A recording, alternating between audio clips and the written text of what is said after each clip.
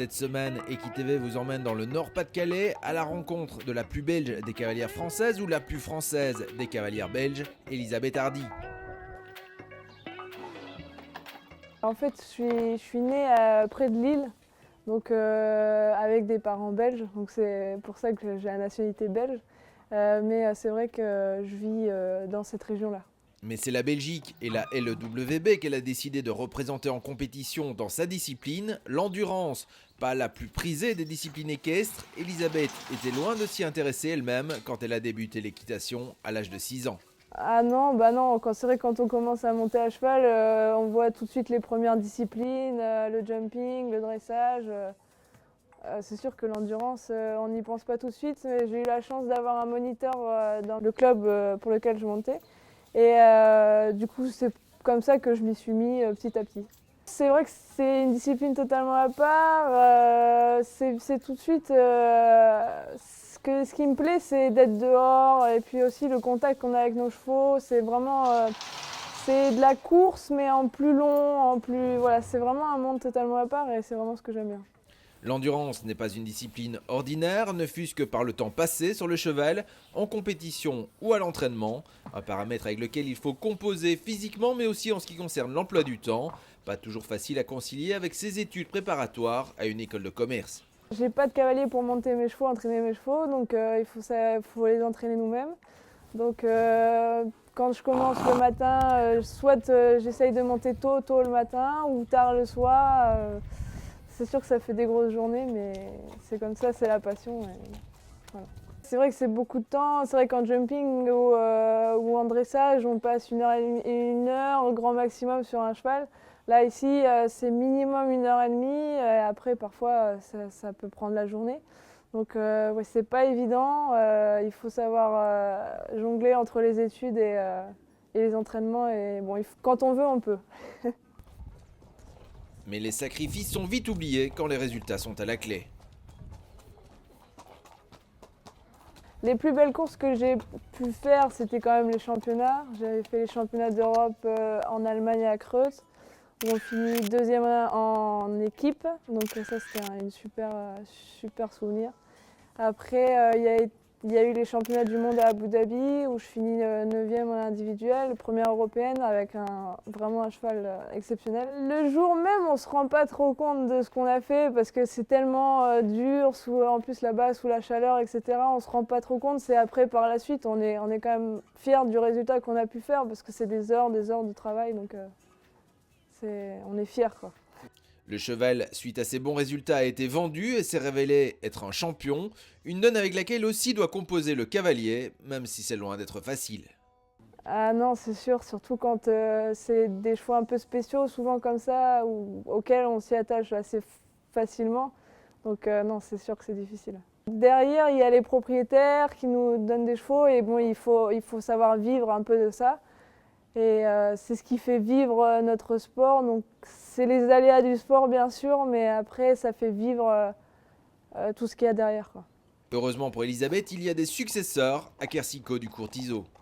Donc là, je vais vous présenter des chevaux que j'ai au travail depuis quelques temps. Là, ici, c'est Uppercut. Alors, Uppercut, loulou.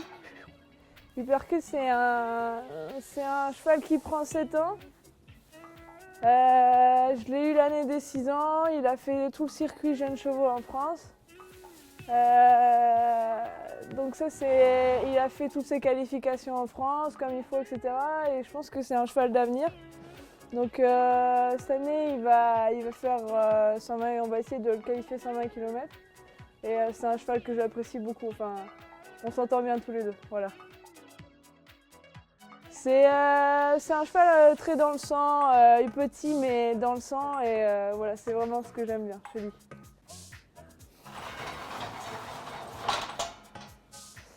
Alors après celui-là, c'est Tamlek, donc toujours du même élevage.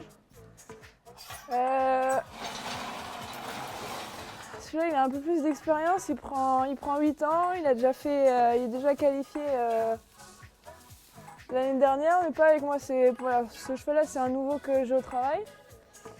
Et voilà, on apprend à se connaître et il se trouve que c'est un bon cheval.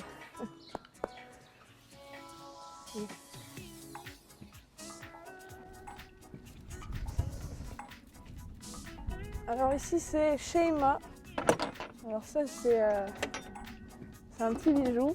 Et la grande.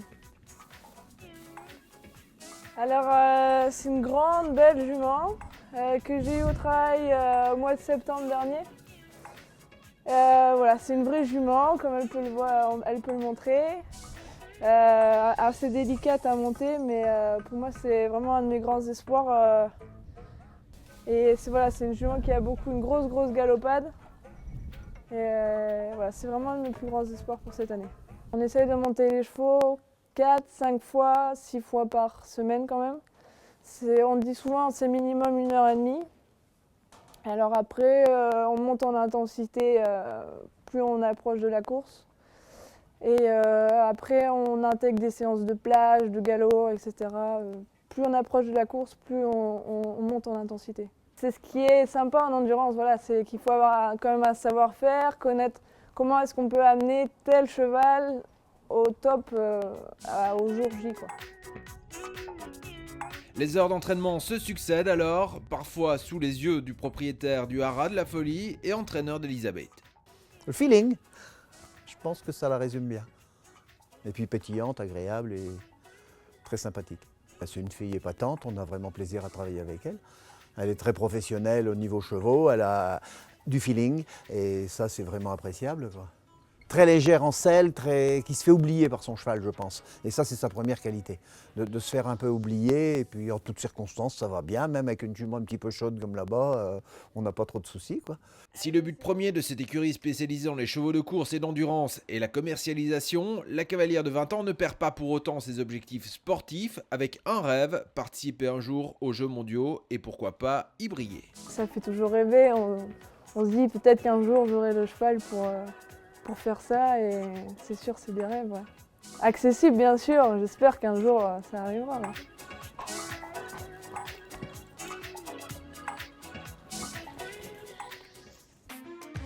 EquiTV avec l'Equimag et MC Guillaume, véhicule utilitaire.